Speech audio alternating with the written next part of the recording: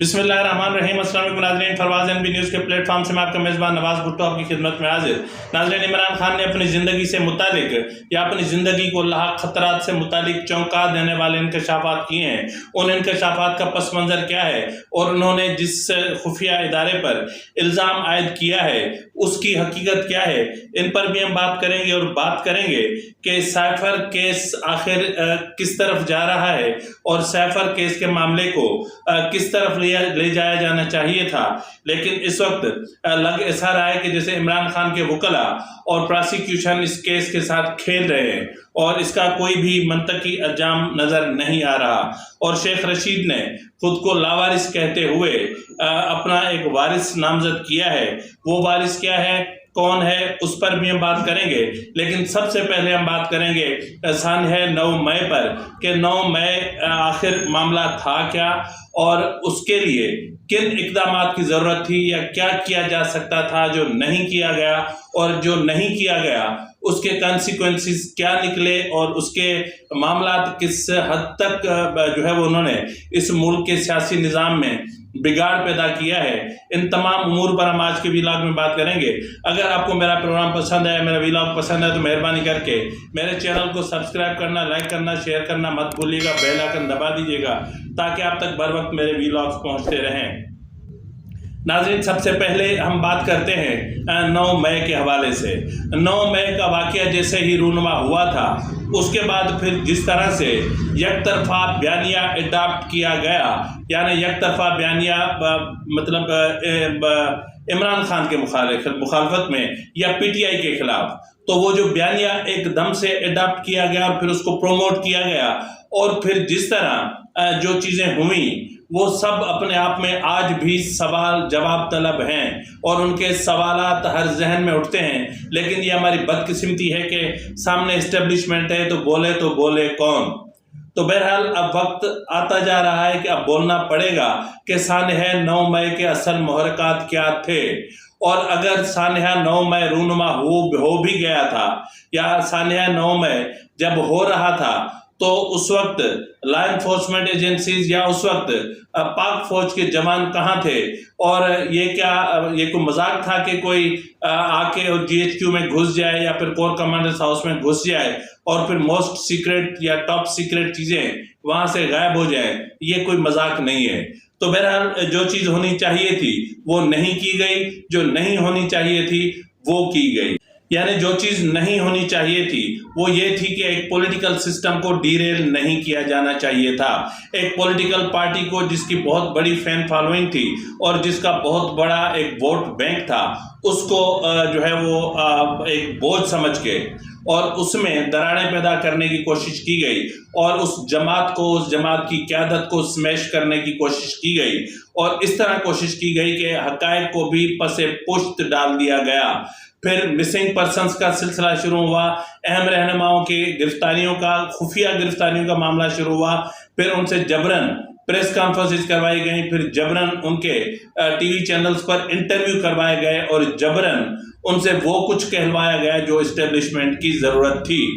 लेकिन जिस चीज़ की ज़रूरत थी वो ये थी कि अगर 9 मई रूनुमा हो भी गया था तो एक सियासी जमात को स्मैश करने की बजाय या उसको कटहरे में घसीट कर ले जाने के लिए इस तरह के हथकंडे इस्तेमाल करने की बजाय बेहतर ये होता कि एक जुडिशल कमीशन तश्कील दे दिया जाता, यानी आला सतही जुडिशल कमीशन, जो अब पहले तो इस सारे मामले को देखता कि ये मामला हुआ किस तरह था, कैसे हुआ था और ये सब कुछ क्यों हुआ था।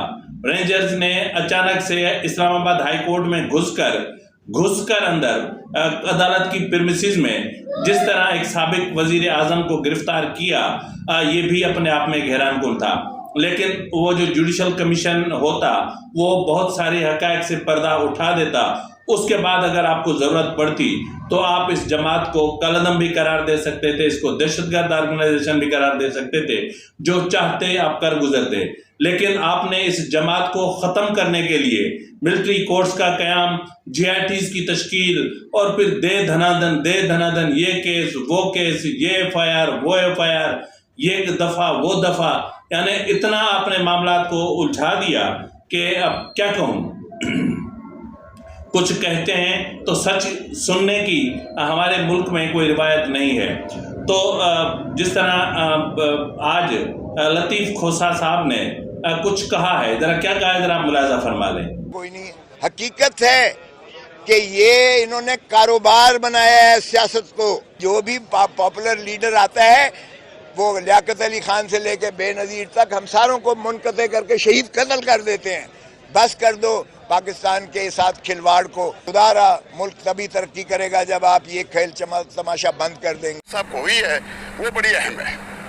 آج خان صاحب نے ہم سب وکلا کو بتا دیا ہے کہ ان کو سلو پوائزننگ ہو رہی ہے. ان پہ پہلے 2 دفعہ حملہ ہو چکا ہے.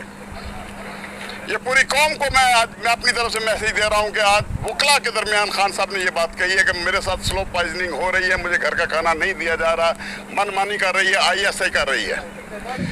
اس کے بعد اب اس سے میں اتفاق کرتا ہوں کہ جو بھی پاکستان کی پاپولر لیڈرشپ ہوتی ہے اس کو مروا دیا جاتا ہے، چاہے وہ لیاقت علی خان ہو، چاہے وہ ذوالفقار علی بھٹو ہو، چاہے وہ بینظیر بھٹو ہو، چاہے وہ میر مرزا بھٹو ہو، یا جو بھی ہو، جو بھی پولیٹیکل لیڈرشپ آتی ہے اس کے ساتھ یہ اشر ہوتا ہے. یعنی جو اسٹیبلشمنٹ کے ساتھ بنا کے نہیں چلتی اس کے ساتھ یہ ہوتا ہے. تو اس پس منظر کو، لطیف کھوسہ کے اس بیان کو اگر میں مد نظر رکھوں تو عمران خان نے آج الزام عائد کیا ہے کہ ISI کی طرف سے سلو پوائزننگ دی جا رہی ہے. یعنی عمران خان کو جان سے مارنے کے لیے سلو پوائزننگ دی جا رہی ہے، اور انہوں نے اس کا براہ راست الزام عائد کیا ہے ISI پر. اور انہوں نے یہ بھی کہا ہے کہ میں محسوس کر رہا ہوں کہ سلو پوائزننگ ہو رہی ہے، اور ISI کا کرنل اور دیگر اہلکار ہر وقت میرے قریب رہتے ہیں، موجود رہتے ہیں، اور جو بھی مجھ سے ملاقات ہوتی ہے اس کا اب اس کو ریکارڈنگ ہوتی ہے، اس کی آڈیو ریکارڈنگ ہوتی ہے، بگ لگائے گئے ہیں. مطلب ہر طرف یہی صورتحال ہے. یہاں تک کہ میں اپنے وکلا سے مطلب ایک سائفر کیس، ایک سیکریٹ کیس ہے، اس کی تفصیلات میں شیئر نہیں کر سکتا، ڈسکس نہیں کر سکتا. جہاں ملوایا جاتا ہے وہاں پر ریکارڈنگ سسٹم پہلے سے موجود ہوتا ہے، اور وہاں کرنل رینک کے اور اس طرح کے افسران سادہ کپڑوں میں وہاں موجود ہوتے ہیں. تو انہوں نے کہا کہ یہاں تک کہ جب میں اپنی بیوی سے ملتا ہوں تو اس وقت بھی جو ہے وہ ریکارڈنگ ہوتی ہے، اس وقت بھی یہ ISI کے لوگ موجود ہوتے ہیں، اور مجھے جو کچھ کہنا ہوتا ہے یا ہمیں جو بات کرنی ہوتی ہے وہ میں اپنی بیوی سے نہیں کر پاتا. عمران خان کی طرف سے یہ بھی کہا گیا کہ جیل میں جو سہولیات آصف زرداری اور نواز شریف کو میسر تھیں وہ مجھے میسر نہیں ہیں، تو کیا میں وزیر اعظم نہیں ہوں یا سابقہ وزیر اعظم نہیں ہوں. اور انہوں نے مطلب یہ چیزیں ظاہر ہے عمران خان کو اس وقت یہ اسٹیٹمنٹ نہیں دینا چاہیے تھا. سلو پوائزننگ کا جو معاملہ ہے یہ عمران خان کو اس اسٹیج پر، کیونکہ یہ اس کی حقیقت کوئی نہیں ہے، یہ میں آپ کو پہلے بھی بتا چکا ہوں، کیونکہ یہ وہ میتھڈ ہے، یہ وہ طریقہ کار ہے جس کو خود عمران خان نے اڈاپٹ کیا تھا، جنرل فیض حمید کی توسط سے اڈاپٹ کیا تھا، اور پھر اسی کے ذریعے سے انہوں نے کچھ لوگوں کو اپنے راستے سے ہٹایا تھا. اس لیے ان کے ذہن میں یہ چیز موجود ہے کہ یہ سلو پوائزننگ بھی ہوتی ہے اور سلو پوائزننگ بھی دی جاتی ہے جیلوں میں. تو اس لیے ان کے ذہن میں یہ ایک ڈر بیٹھا ہوا ہے. اب ناظرین ہم آتے ہیں سائفر کیس کی طرف. اب سائفر کیس اپنی سماعت ہو رہی ہے. آج 10 گواہ بھی لائے گئے تھے اور فارمولہ بھی طے کیا گیا. آج پراسیکیوشن کی طرف سے یا جو ڈپٹی اٹارنی جنرل تھے یا جو بھی تھے وہ آج عدالت میں پیش نہیں ہوئے اور آئے جبکہ گواہان موجود تھے.